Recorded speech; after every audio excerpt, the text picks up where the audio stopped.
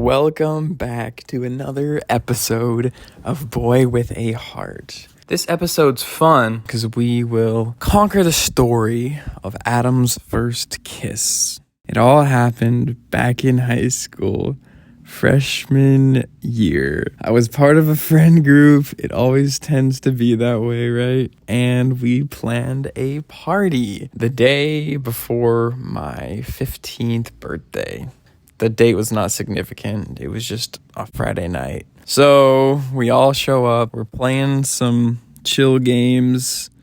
There's the ratio of guys to girls is, I believe there was 3 guys, including myself, maybe 4 girls. So it wasn't huge. It was just low key, like a hangout. We're sitting down playing some games, and then one of the girls decides to grab a bottle. And so we start playing spin the bottle. And it's just kiss on the cheek. I think that I got 2 girls to land on me. They both kissed me on the cheek. And then I spun and landed on one of them, then kissed her on the cheek. And then she spun and landed on me. So here's the crazy part. So I was looking over at my friend, one of my guy friends. We'll call him Joseph. And he was making this weird neck turn thing with his almost like a spaz, like his neck was spazzing out, but I knew what he was trying to tell me.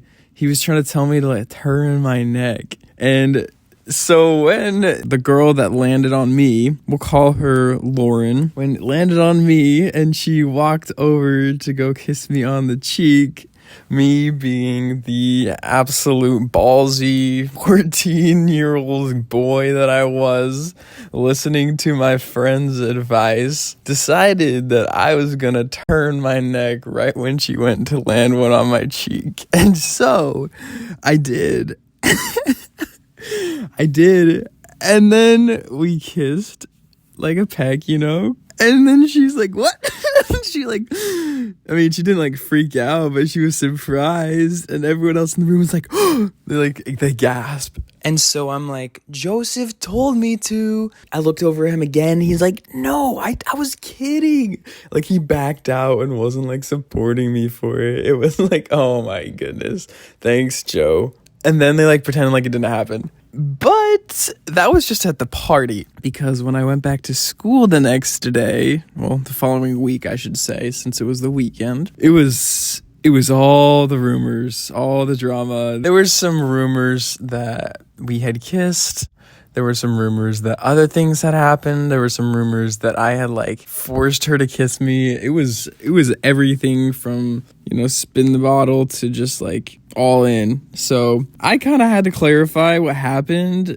But the thing is, I was not into Lauren. I did it for the meme, for the funny factor of just, I don't know. I did it for the drama. I did it because I wanted a first kiss. I just did it out without thinking. So I had to deal with that. People coming up to me and being like, ooh, Lauren, Adam, spin the bottle. And I was like, ugh. Didn't have regrets, but I was definitely that was not necessarily the smartest choice. So this followed me for a month, but it did get me a name for myself, and that was the big thing. I had developed a name for myself by the second semester of freshman year based on all the things I'd done. We talked about it last episode. I've also had drama with some other guys, fights. And so by this point, after this happened, I was seriously I was Adam Blad, but I was not musician Adam Blad. I was freshman Adam Blad. What is this guy doing? So anyone that was my friend was aware that I did some crazy things. This was another one of those crazy things. My friendship with this Lauren girl, it actually improved after this, believe it or not. Even though other people were saying things, she kind of just laughed about it, and her friends might have held it against me, but she didn't personally, and that was what was nice. We were friends for the entirety of high school, even though I decided to be homeschooled after this year, and we stayed in touch, hung out, and it comes up later that I actually ask her to homecoming, but that's an episode that's far in the future, so we'll leave it at that until we get there. There's a lot of things that happen before that. And so there's another girl I want to talk about because she was the last girl I liked during freshman year, and we were in the same Spanish class together, and there's a dance coming up, and I really wanted to ask her, but I had very few conversations with her. We were barely friends. She was better friends with my neighbor. She was over my neighbor's house all the time. But I didn't talk to her outside of class. So I just wanted to develop this friendship with her before I asked her at the dance. So I decided that I was just going to text her. And I decided to talk about some stupid thing in class and not even just get to know her. And then the conversation just died. That was the last time I texted her, and I just gave up on it, and I was just like, all right, this is not gonna work. She was pretty popular, she was pretty, and not that scared me, but I was just thinking realistically, like, I wasn't gonna go to the dance with her, and I didn't even end up going to the dance at all. So yeah, there it is, me shooting myself in the foot and giving up. So my advice to you guys, if you have a similar situation, is you should at least try to the point where you know they're not interested. If you don't know, then there is a chance.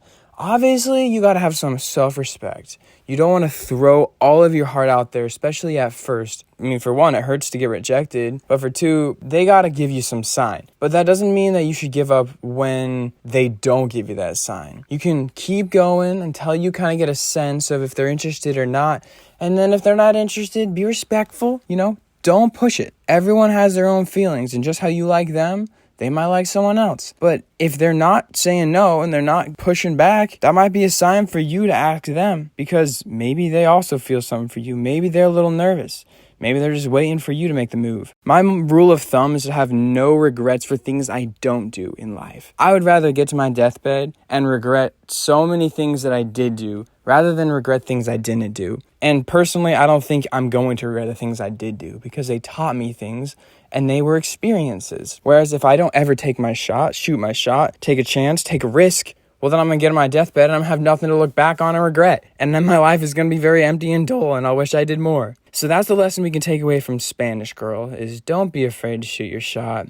And I would say for First Kiss Girl is that to be aware that your actions have consequences, and that before you make a choice, acknowledge the fact that you have to be okay with other people talking about you, and you can be okay with it because it does not necessarily affect you. Nothing anyone says can directly affect you. You have to let it in. And I could have let those things, those rumors, and the things that people were saying to me get to me, but I didn't. I made my choice, I kissed her, and then I had to be okay with the consequences that followed. Would I do the same thing again? Kissing her, didn't like her, and it was just for the drama, just for the joke? No, I probably wouldn't do the same thing again, but I learned from it, and I was glad for that situation. I was glad that our friendship didn't crash and burn after that. Another thing I would say is, don't kiss anyone that you'd be embarrassed to kiss, because it will get out, most likely. That's all I gotta say. This is a great episode, guys. I had fun sharing. I hope you guys had fun listening. We'll catch you on another one. YOLO.